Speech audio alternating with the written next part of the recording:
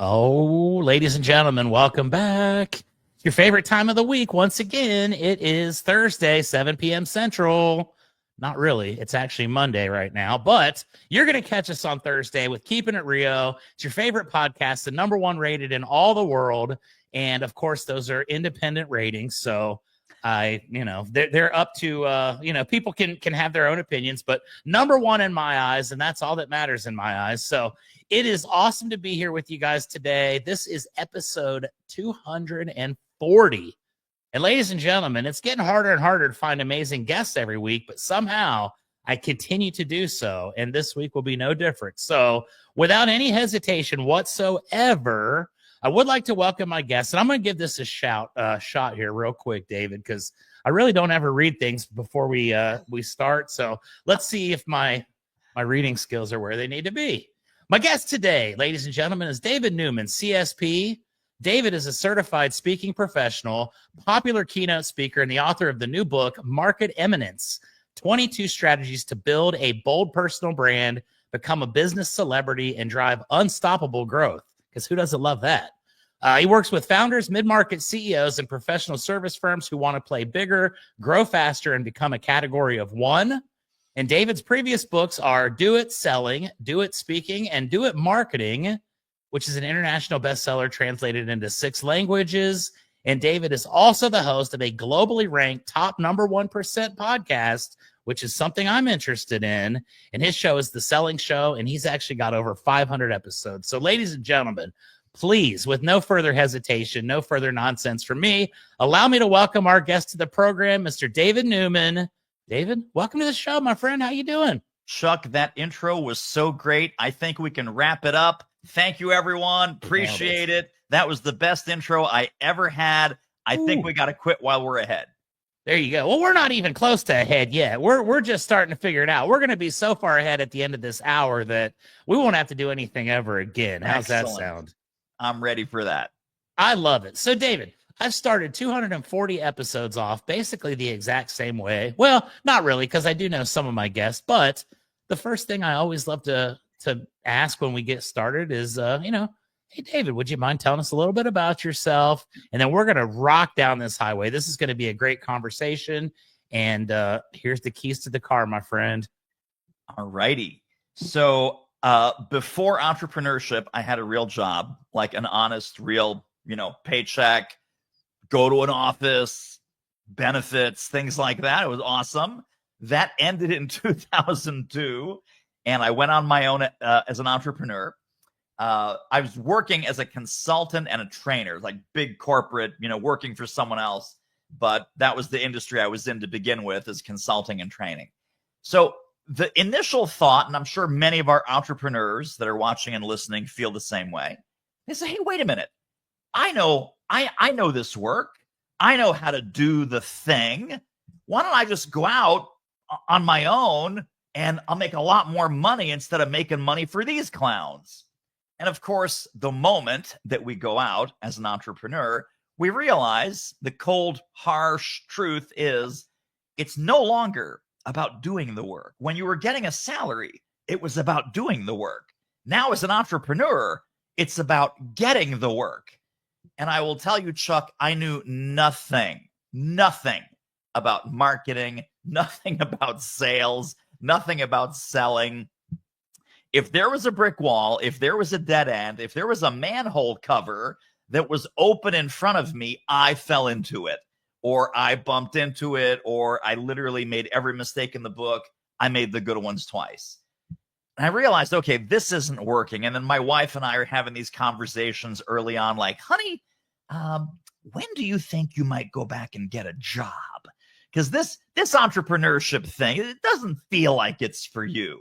Meaning, like, lack of money in the bank account doesn't feel like the life that I signed up for. So I realized that I had to get serious, and I had to, study sales and marketing. I hired a sales coach. I went to classes. I read every book I could get my hands on. And I finally figured some of this out. And then I started getting contracts. I started getting leads and making sales.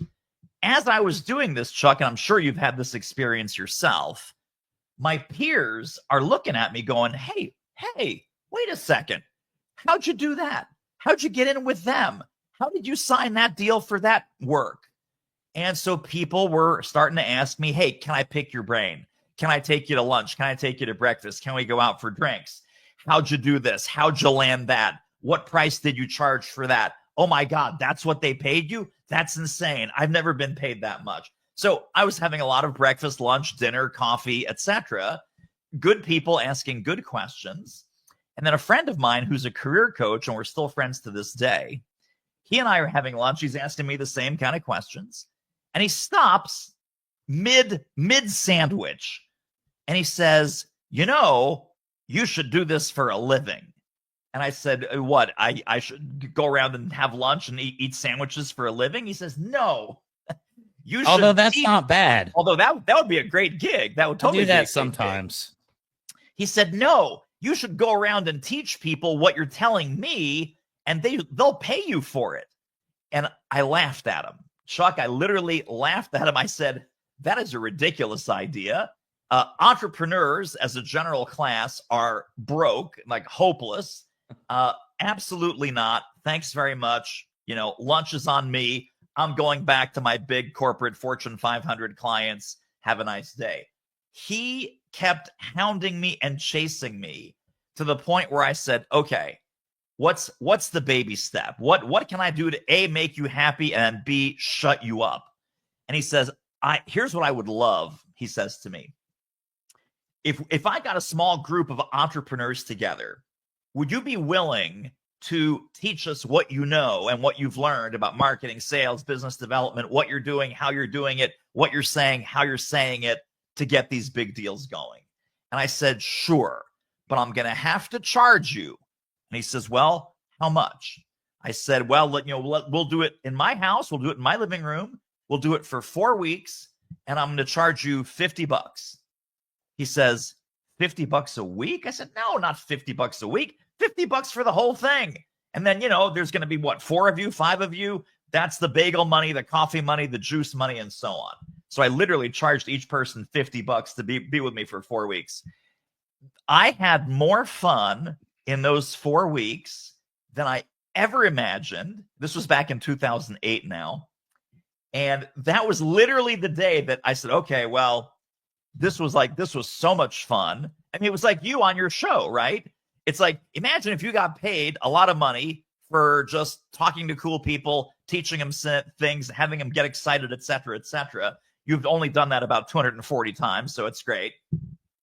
And that was the day that I turned back my big business, B2B work, and I turned up helping entrepreneurs, founders, experts, et cetera, small to medium-sized businesses with marketing and sales and so forth. So fast forward that 2008 to 2025, I've now landed on this concept of Market Eminence because I've written a sales book, I've written a marketing book, I've written a speaking book, taking the best of all of that into a very, very thin little volume and saying, okay, if I was starting today or restarting today, what do I wish that I knew to make a name for yourself and to float to the top of any given niche and any given market?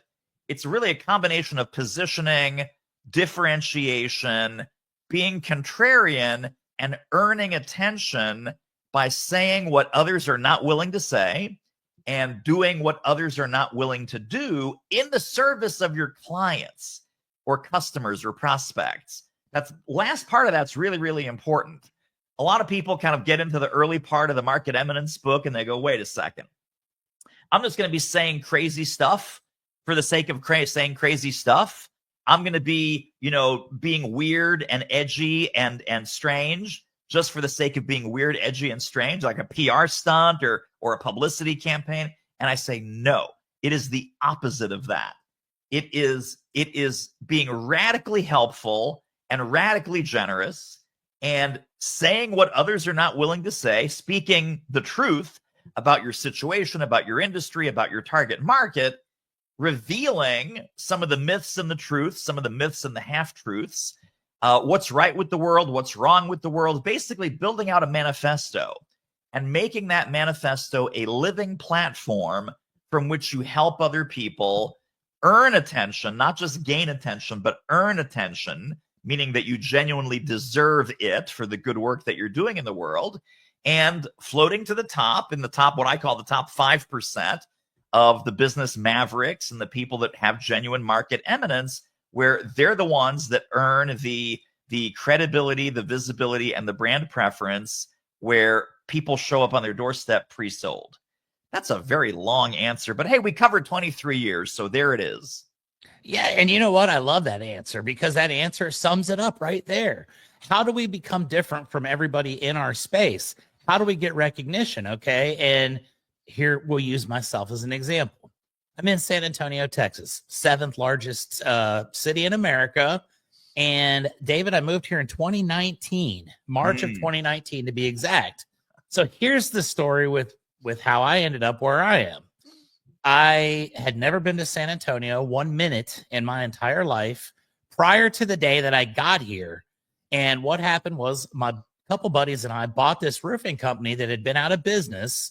And because one of my consultants had worked with it previously, wanted us to go back in, and found a great deal in San Antonio, partnered up with a couple buddies. We bought this thing, and here I come, right? So I'm in San Antonio, Texas. I'm 40 years old at this point, and I have a company that is not just new, it's already failed. It's already gone out of business. So imagine, the thought process I had when it was like, well, what am I going to do? How am I going to get my name out here? Number one, nobody knows me. Obviously, they don't know the company well enough because it's no longer here. So what do we do? And I'll tell you what I did. But first, I would like to ask you, as an expert, as someone that consults others such as myself, in a situation such as mine, where you are moving to a completely new place and you've got an out of business or a defunct or extinct brand, what are some of the things that I should have done? Because then I'll tell you what I did do, should have done to get myself out there. So I think the first thing, going back to the concept of radically helpful and radically generous, one of the easiest ways to get attention, both online and offline, is to be a resource and to start sharing information about what are some of the things that are missing, funky, broken, and sad in the roofing business. What bad advice are other roofers giving to customers and prospects that's either not true, it's hyped up, overblown, unnecessary? What industry practices make you nuts that you would be, when you tell a customer, they totally resonate, they totally get excited, but if you were to say it out loud, it would make your peers nervous. You'd be like, uh-oh. It's like, you can't say that. That's like a sacred cow. That's something that, that's one of the unmentionables in the business, is that's how we operate. Does it serve customers? No. Is it current and up to date with the modern reality of what's going on? No. Is it outdated, but it still sounds like it makes sense? Yes. So literally calling out the BS, teaching, preaching, and ranting about what's really going on, what to look out for, what to get excited about. And when I say rant, it's funny. I would recommend that everyone listening and watching get comfortable with the word ranting. When I say rant, a lot of people hear that as negative, right? Start going negative on the industry, going negative on the bad practices. Ranting can also be positive. So when I say rant, you can also substitute a different word, right? So rave, teach, preach, these are all good words, right? What's right with the world? What are some of the good practices and next practices that the future holds for you, for your customers, for your prospects, for your industry? So the overall advice that if we were sitting down, you have a whiteboard or a flip chart or something like that, and we would make two lists, Chuck. List number one is, give me all the things that are missing, funky, broken, and sad about your industry, about the information about your industry, outdated practices, things that don't really serve prospects and customers, things that might actually hurt prospects and customers, overpaying for this, underpaying for that, right? Then we would have a second column. So think of that first column as that's all in red marker. And then we have a second column, it's all in green marker.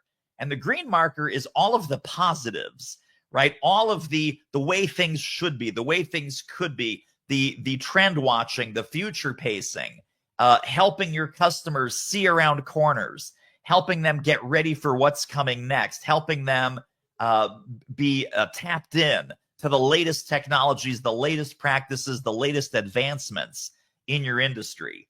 And then I would say, okay, let's look at both what's the red, which are the things that we're ranting against, and what's in the green, which is the things that we're teaching and preaching and praising, if you will.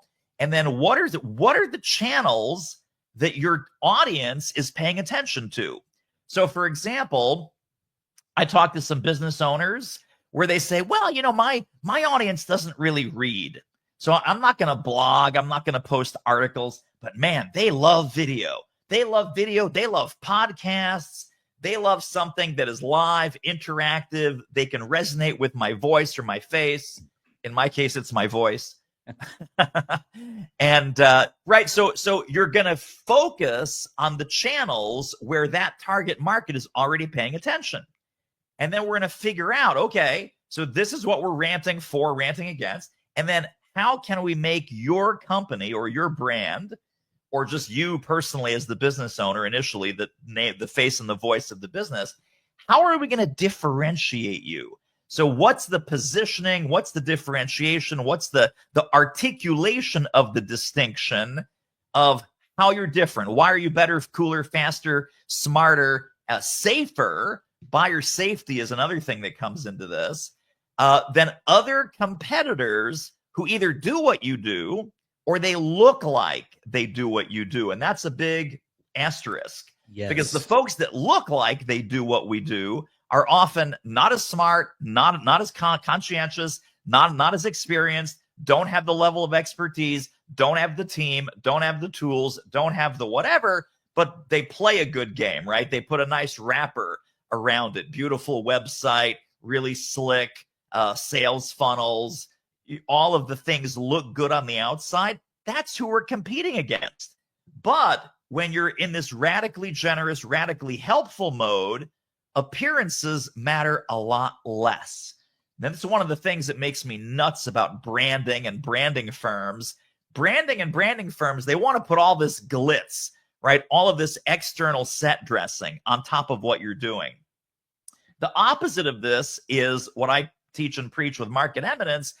It's not personal branding in the way that we put all kinds of set dressing on top of who you already are and what you already do. It's the opposite process. We are taking the junk out of the trunk. We are uncovering, and we are getting to a deeper level of authenticity and connection and community with the people that you want to serve. So you're being more honest, you're being more vulnerable.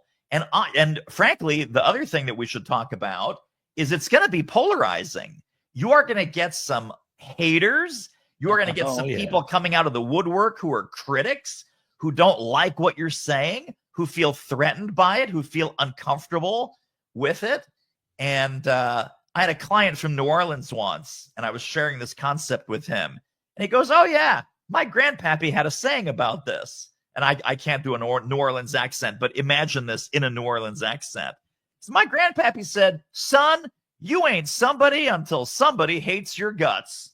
And at that point, he decided that I had arrived because, I have at least one person out there who hates my guts. But so that would be the formula that I recommend. Now I'm really dying to know, what did you do, Chuck? What did you do? Well, I'm glad you asked. I came down here and I had literally no contacts, no friends, no family, no business, nothing.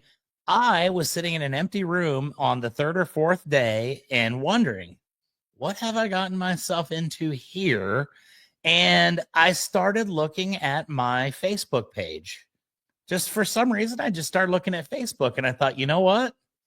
I have all these friends on this Facebook page, and most of them are people that I know from roofing or, my cousins or random people that I've met over the years, but not everybody. A lot of them are just random people. They show up and they like something that you said and somehow they found you and they got it. So I went to the search bar on Facebook and I typed in San Antonio, Texas, And I just started friend requesting everybody that it would let me.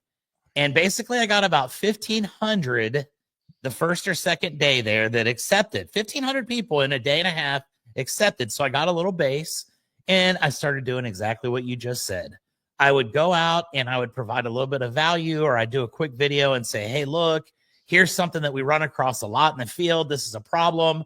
This homeowner didn't even realize he was having it. So, you know, you probably don't know that you're having this issue either, but 6 out of 10 houses in San Antonio have this problem.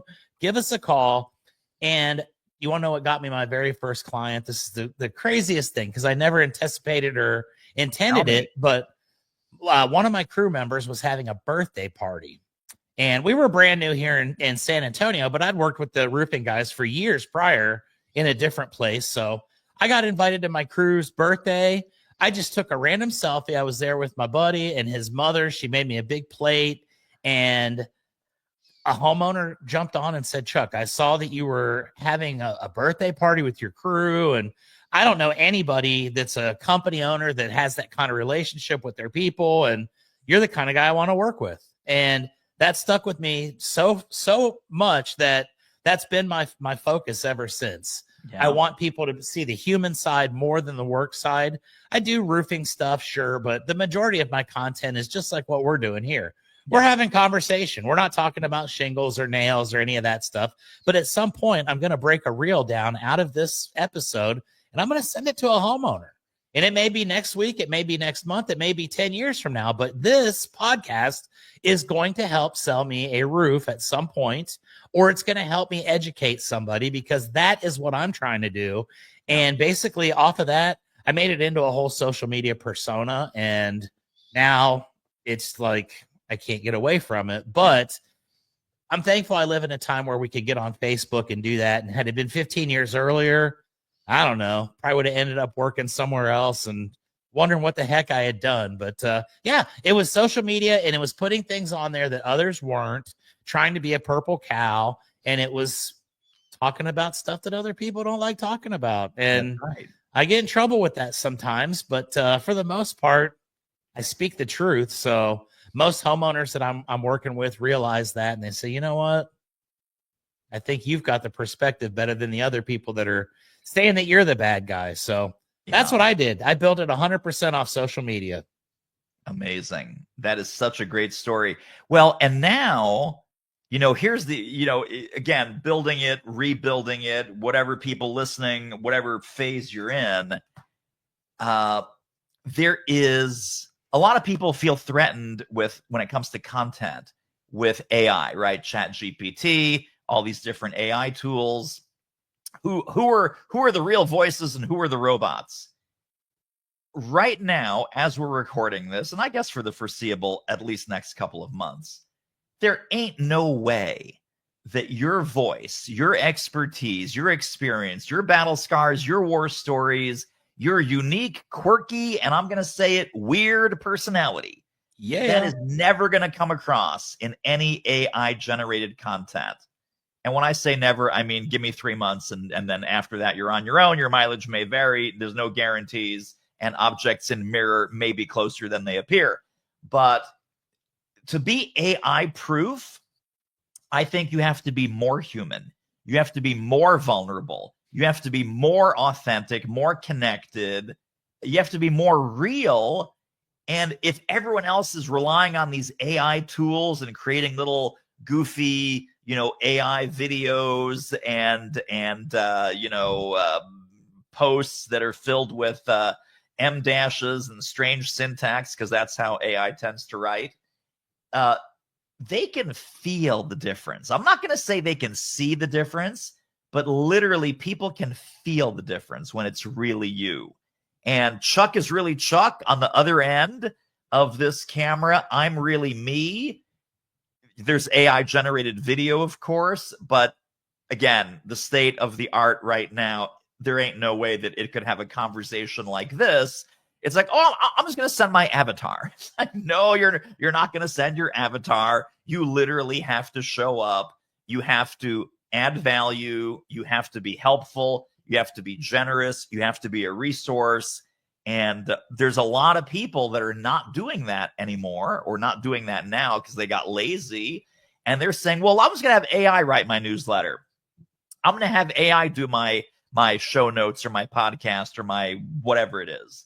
I'm going to have AI write my articles and post on Facebook for me. I tune those people out because I can tell when it's AI. You can tell when it's AI.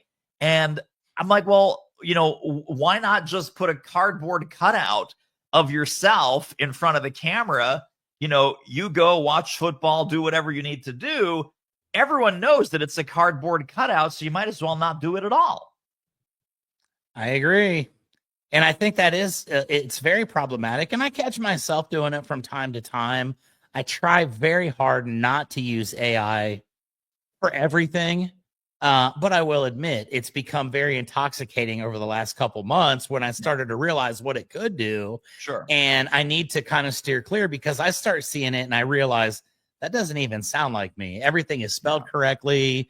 All the punctuation is correct. Like, that is not me. And anyone that knows me is going to say, wait a minute.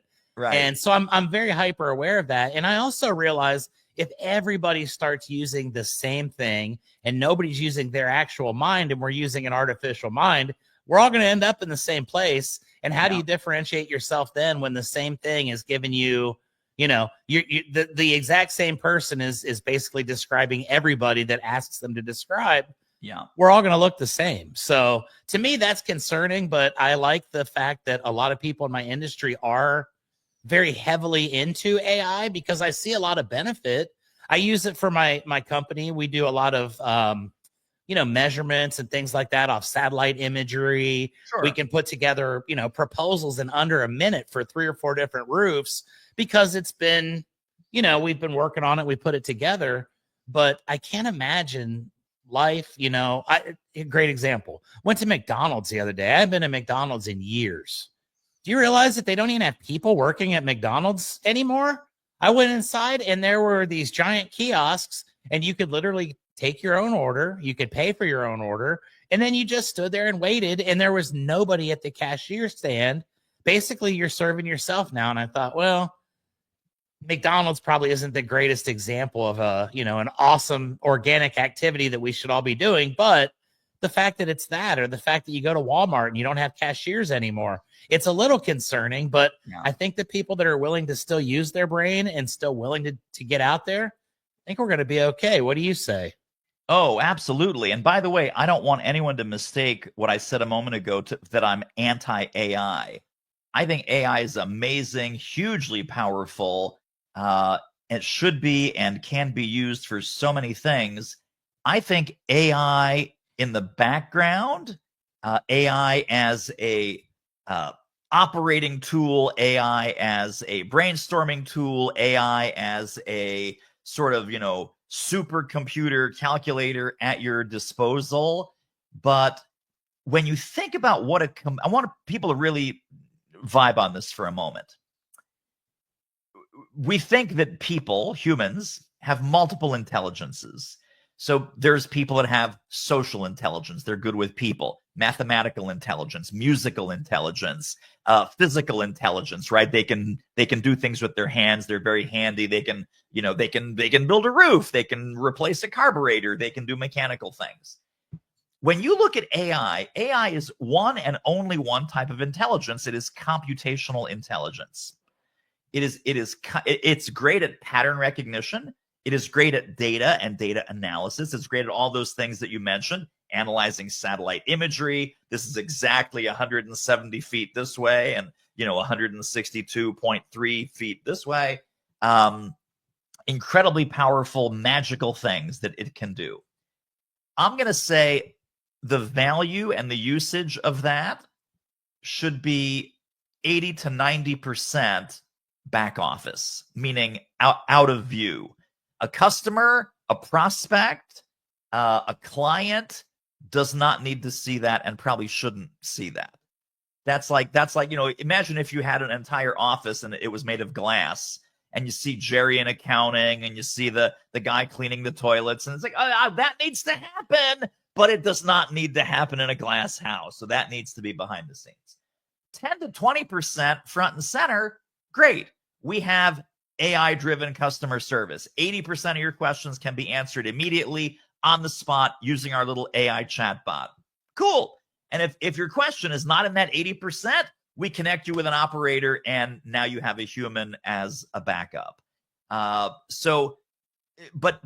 what we're talking about is the face and the voice of your company, right? If you're the CEO, you're a founder, you're an expert, you're a podcaster, they don't want to have an avatar of a podcast host.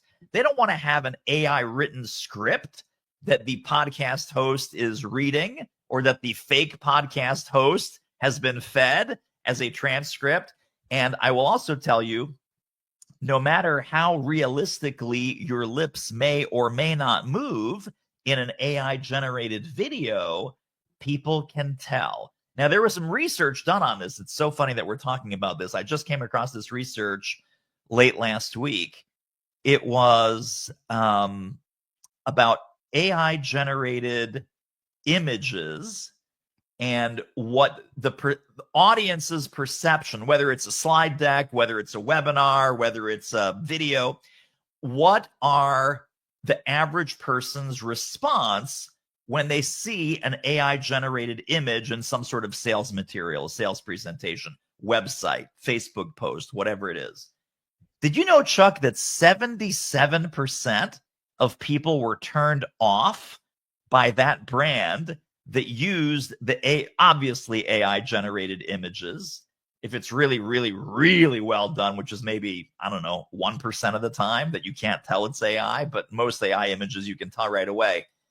Those people that saw the AI generated image on a web page, on a Facebook post, on an email that went out, 77% said, I just lost respect for them. That's a shortcut. That's cheating. That's too easy, right? They don't care anymore. They got lazy. They don't care about me, you know? And so do you want to send that message to your audience when you're putting too much AI front of the house? I think it's awesome in the back of the house. I really do. I use it multiple hours a day for all kinds of things. And when I put AI generated, so I will tell you my latest addiction. Have you heard of Sora, the video generator? No. Sora. So it's from OpenAI, the folks that brought you ChatGPT. You can type in text into Sora, a text prompt, and it will create a 10-second video that you just described in your prompt, and it will do it in about 90 seconds. Nice. It is frightening. It is incredibly fun. The results that you get are really, really good. And they did something very smart that some people originally weren't crazy about, but it ties directly into this authenticity, what's in front of your brand, etc. Every Sora video has a watermark, obvious, big. It says Sora. So if I put a Sora video out promoting my new book, for example, people are going to go, oh, David used this tool. David used AI. And it's going to be Marilyn Monroe promoting my book. I hope people understand Marilyn's dead. It's going to be Elvis promoting my book. It's going to be me and my dog in a Jaguar driving up the Pacific Coast Highway in California. I hope people know I don't drive a Jaguar E-Type from 1967. This kind of thing is fun because your audience, your prospects, they're in on the joke, right? You're not trying to pull one over on them. You're not trying to fake something that is, supposed to be really you. I brought Marilyn Monroe back from the dead so she could promote my book. People are not thinking that. They're thinking, oh my gosh, that's so funny. That's so cool. David is hip with the AI. Okay. But when I show up, when I write, when I do webinars, when I do Facebook Lives or LinkedIn Lives, it's always me. Now, I may go to AI to brainstorm ideas or topics or subtopics, but then I take it and I run with it because, again, only you have your background, your expertise, your experience, your war stories, your battle scars, the things that make you nuts, the things that make you excited, the things that bring you joy, and all of those things need to be in your content. I love what you said about, people come to you because you're a great boss. I've got friends where they generate business because people see them on Facebook being a great dad, or collecting bourbon, or going on a 50-mile bike ride. And so bringing your whole human self to the social media landscape, humanizing yourself, because you are a human, but you need to communicate that by humanizing yourself. That is a very, very powerful strategy. And I think people that are reluctant to do that, like, well, what does that have to do with business? No one cares if their roofing company CEO is a good boss. No one cares if their roofing company CEO loves to go swimming at 6 a.m. in an Olympic-sized pool at the YMCA. No one wants to see the roofing CEO at his kid's baseball game. Wrong, wrong, wrong, and wrong. So be more human and win more business. That's the mantra. I agree with that 100%. And I'll tell you, we have done some crazy content over the years that has nothing to do with roofing. I named a podcast after my roofing company. I have roofing people on here all the time. And you know what? We all agree. Nobody cares about roofing. We don't talk about that. We talk about everything else that's happened in life that's gotten us to the point we're at. And to me, the coolest part of it is when someone calls the company and says, yeah, I'd like you to come out, or you show up and they start smiling and say, oh, you're the guy from the video. You're the guy that does this. I had a lady the other day that was ready for me. She said, I've been watching your videos for a year. And this was on the app called Nextdoor.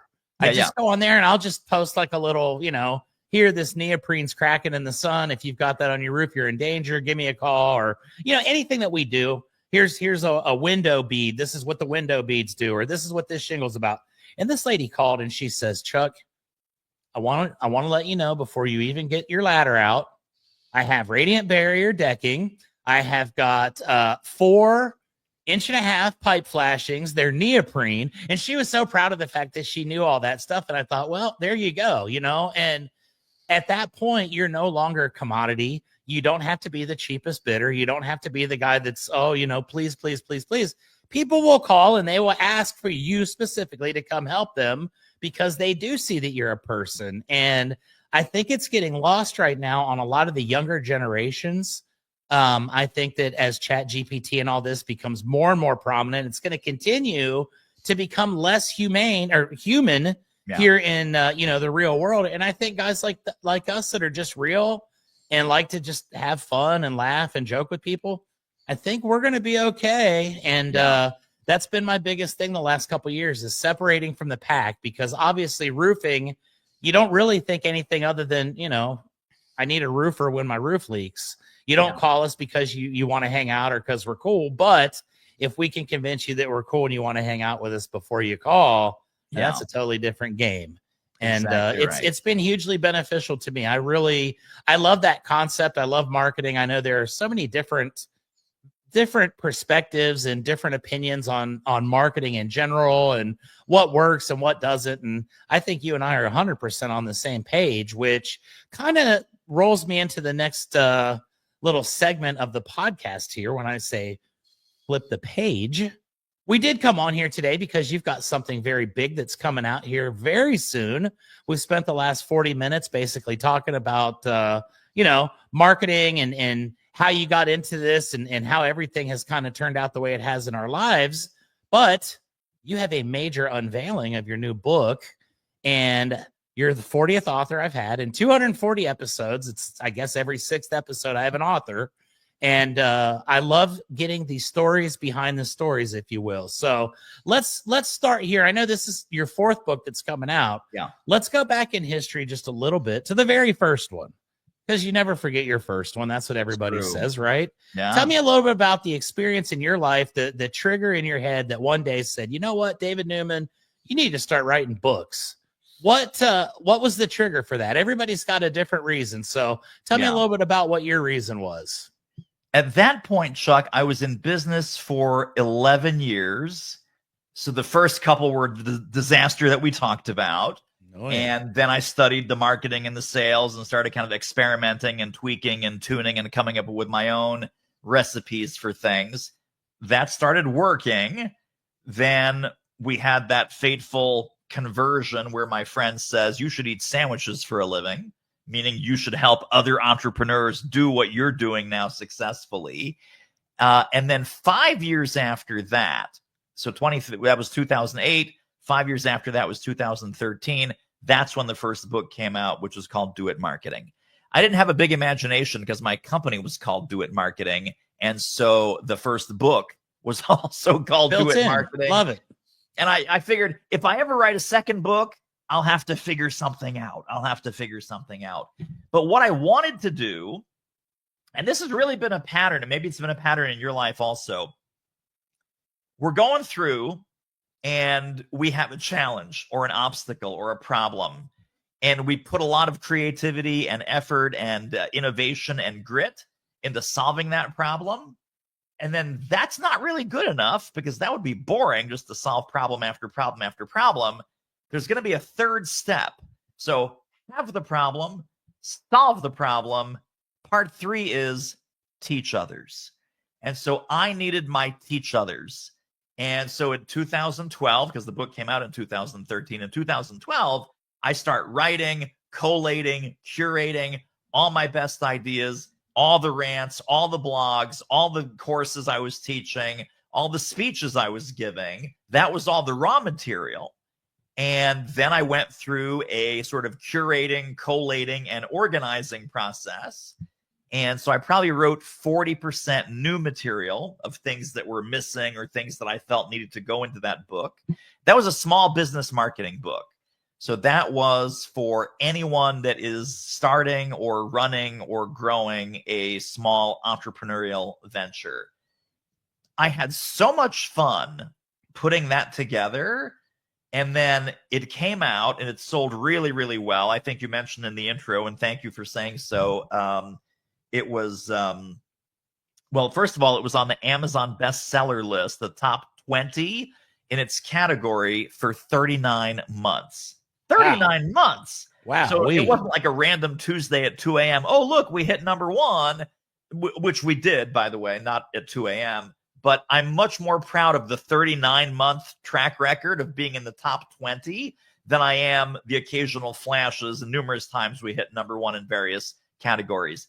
And then I was, that book became kind of the playbook. And I think if I was to advise anyone watching or listening, why should I write a book? The only reason, the biggest reason, the most fun reason to write a book, I think, is to find out what you think. Because until you write until it's on paper, you have a ton of ideas, you have a ton of expertise, experience, sound bites, things that people quote back to you, but it's not captured anywhere. So it's almost like writing a book was a process of capturing lightning in a bottle. All the smart things that you say on a Saturday afternoon, and someone goes, hey, that's really good. Is that yours? And hopefully it is yours. And then yeah, it's mine. The things that a customer might quote back to you, the things that your team says, your team starts to repeat and quote some of your quotables. Those are the things that need to go in the book. So that was a tremendous experience. That was in 2013. And that's how it started, is really wanting to capture all of these nuggets and strategies and tips and techniques and frameworks and templates that I was sharing with clients that I'd learned myself. So solve, right? Have the problem, solve the problem, teach others. This was my greatest hits and collection of teach others.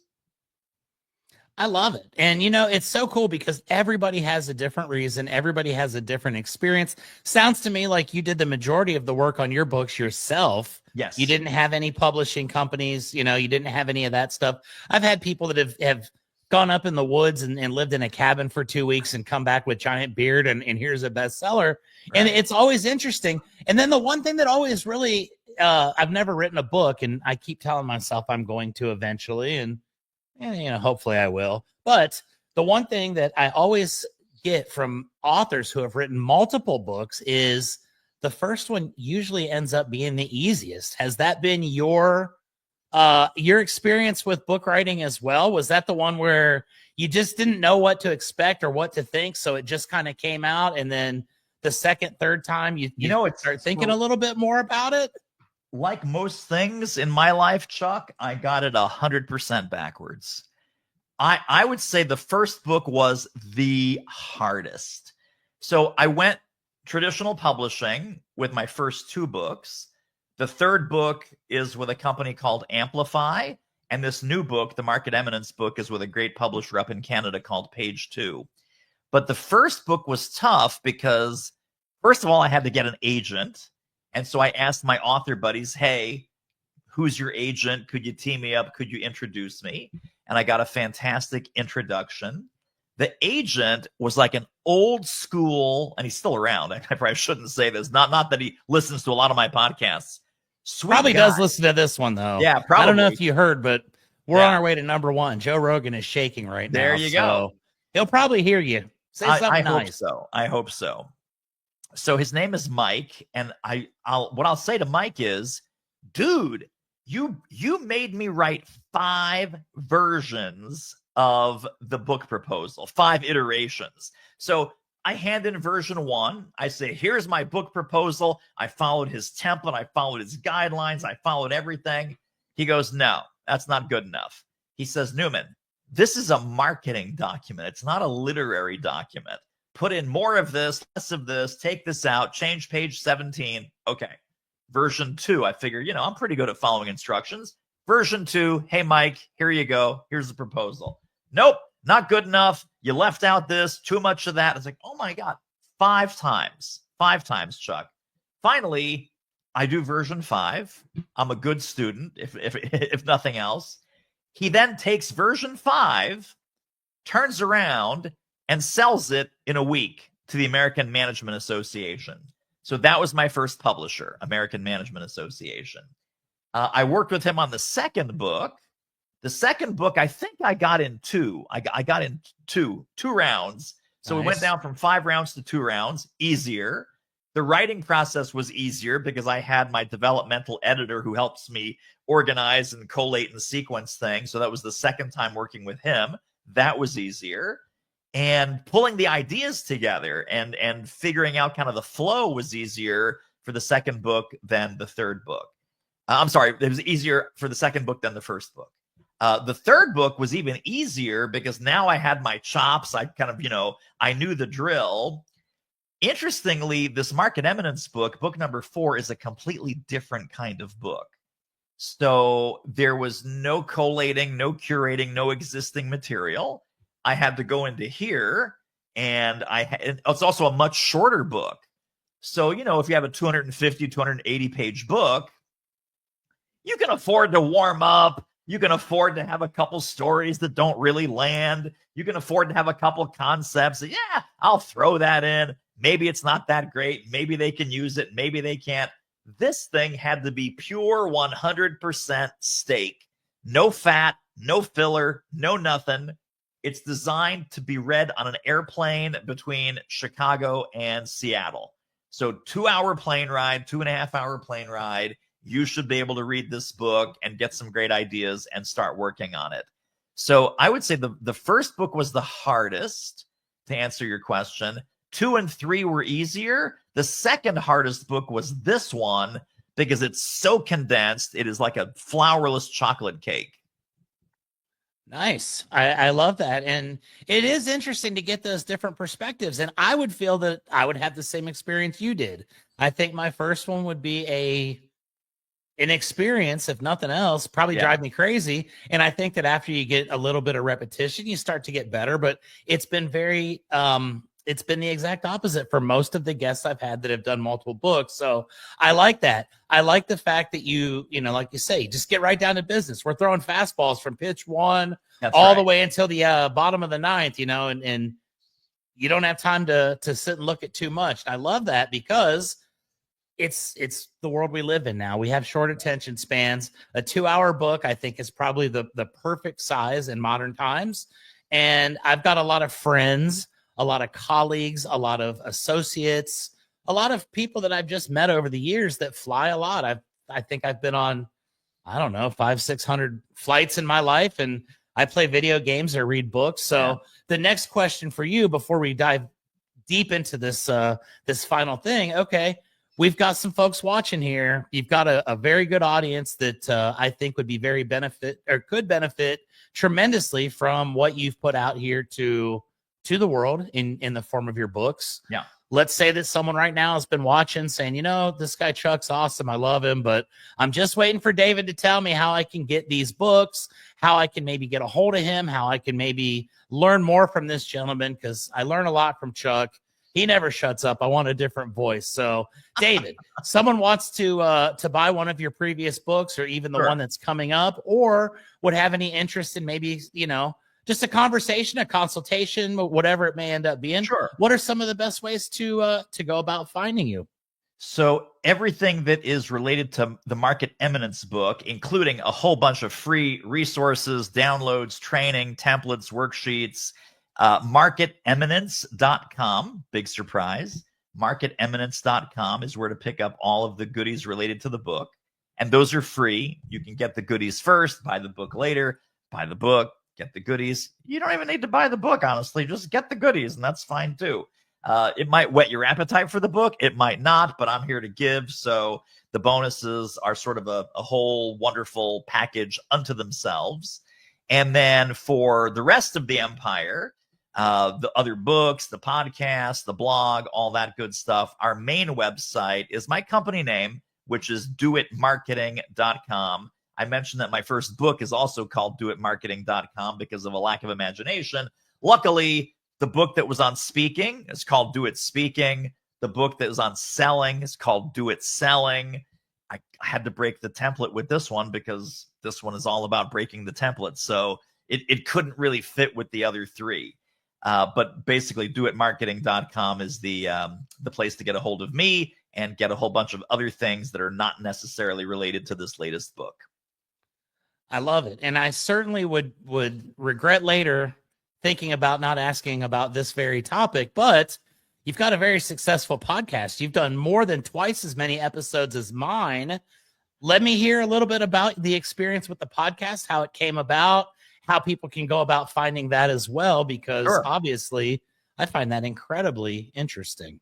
So I started the podcast in 2017. The podcast is called The Selling Show, and you can get to it just by going to thesellingshow.com. And it started out, you know, it's funny. This goes back to the early days of my entrepreneurial career. The best way to learn something is talk to other people who have figured it out. So people say, oh, David, you're so smart. You're so wonderful. You have this amazing podcast. I basically got 500 hours of free consulting. And Chuck, maybe you got, 240 hours so far. Absolutely. Of free consulting. So right, the best experts, I feel, are the ones that are always seeking expertise. And my definition of mastery is people who are my definition of a master is someone who is continually seeking mastery in themselves and in others. So if the world is your classroom, you need to have a podcast because the podcast is your listening booth. It's not your talking booth, right? For your guests like me that cannot shut up, I'm in the guest seat now. So I get to go and go nuts on poor Chuck here. When I'm a host, I hardly say a word. I go, oh my God, that is so cool. Can you say more about that? How does that work? And what I'm doing as a host is I'm channeling our audience. And you just drop some value bomb. I'm like, oh my God, they're going to want to know how that unfolded. They're going to want to know what technique you used to do that. And so I go in with beginner's mind. And it has been so fantastic and so impactful. Now, here's the other big confession. I myself do not listen to podcasts. I don't either. Crazy as that I don't seems. listen to my own podcast. There are people that I come across, and Chuck, I know you have got people in your world. They go, oh, Chuck, I love your show. I listen in every single week. I must have heard all of the episodes since you started. It's like, well, that's more than me. That's more than me. Absolutely. But then I realized back in 2017, because I was against it. I didn't want to do it. I thought I had missed the boat. No one's missed the boat. You are not your audience. So whether you love podcasts, whether you subscribe, download, you're a podcast junkie, whether you've never listened to a podcast in your life, I am telling you, there's a significant portion of your prospects, your audience, your community that you would be serving with this podcast, whether you listen to a ton of podcasts or none at all. But the lesson I had to learn to swallow my ego is I am not my audience. So just because I don't consume podcasts does not mean I shouldn't produce one. And it has been such a great way to stay connected to really cool people. It has been such a great way for me to learn. And it's been a great way to put, evergreen content out into the world, so to speak, because the other thing that a lot of people don't realize, these podcast episodes are evergreen. You will get leads, you will get thank you notes, you will get, notes and comments on episodes from last year and 2 years ago and 5 years ago. And podcasts never go away. So it has just been really game-changing for me. As has it been for me. I don't think that I just said that correctly, but that's okay. You know what I mean, ladies and gentlemen. And David, I have to thank you. This has been an absolute pleasure. It's amazing to me that we're 56 minutes into our show. I know I told you we've got an hour. So with this last 3 minutes and 39 seconds, before I say goodbye to everybody, one thing I need to do real quick on my end is I need to give a shout out to my sponsors. Thank you to my sponsor, roofer.com. That's ROOFR. If you can't see it on my hat, here it is on my cup. And if you can't see it on my cup, it's all over the screen too. And I'll tell you real quick about Roofer, David, because I know you're probably sitting there thinking, man, that sounds awesome. What is it? Yeah. Roofer is a program. I kind of touched a little bit on it earlier. Is basically about 9 years ago, a couple roofers, buddies of mine, decided that we wasted a lot of time and they needed to come up with a way to be more efficient. And what Roofer started off as several years ago was just basically a program where you could go online and you could measure a roof off of satellite renderings, and you could have a roof measured in 2-3 minutes. You don't have to go out there. You don't have to risk your life. You don't have to fall off the roof. Well, it's continued to evolve over the years to where now Roofer, in their third full year with me as a sponsor here, have a full-blown CRM for the roofing industry, which basically takes you from the initial contact with your homeowner, QR code, you can get an instant estimate inside of 2 minutes for your roof, all the way through the process, through material ordering, through putting the crews together, through all the permitting, through every aspect of the job. At the end, we send a link and they pay the bill online. And then a year later, they get a friendly email reminder, hey, give Chuck a call because your general maintenance is due. So without Roofer, I'd have to do all that stuff. And believe me, I did it for years. It was hard. Roofer has made my life much easier. And for that, Roofer, thank you. I love you guys. So anyways, before we call it a day, David, I'd like to give you the last couple minutes here with an open floor. If you have anything that you'd like to say to the audience here before we bid adieu to them and they all go on and start buying massive copies of your book immediately, we're going to send you to number one again. What kind of parting words you got for my people? Well, the first thing I want to say, Chuck, is that you just used like a really dirty word, permitting. I know, especially in roofing. Oh, no, you don't want permitting. All right, my friends, my final words of advice, and this is kind of my lifelong live with mantra, etc. It's very simple. It's 3 words. Action eliminates fear. So if you feel stuck, if you're not sure what to do, if you've been listening to Chuck's show and you're like, oh gosh, I don't know, I'm in a kind of in-between place in my business, in my career, whatever it is, take some action. Any action, small action, seemingly insignificant action, even wrong action gives you data. And then that data and that feedback guides the next action so that you can at least home in on what you need to be doing and how you need to start making some significant progress. So action eliminates fear, and I leave you with that as my encouragement and my blessing. There it is, ladies and gentlemen. Like they say, just do it. That's not just a catchy slogan. It is a way of life, and it's made a lot of people happy and successful. Just do it. You'll be happy. So I do want to give a quick shout out to Jonathan Gehring, who set us up here as guest and host. Thank you, John. You're the man. I appreciate you. And until next week, ladies and gentlemen, I end every episode with the corniest tagline in the world. And if you would, David, stick around after I say goodbye to everybody. But until next week, ladies and gentlemen, y'all know the rules by now. Keep on keeping it Rio. We will see you guys next Thursday. Thanks for watching, everyone. We're Roofer. We know that managing a roofing business can be chaotic, so we created a single platform with all the tools you need to easily run your roofing business. Stop switching between multiple different softwares and experience streamlined operations from lead to payments in hours instead of days. Visit roofr.com to get started for free today.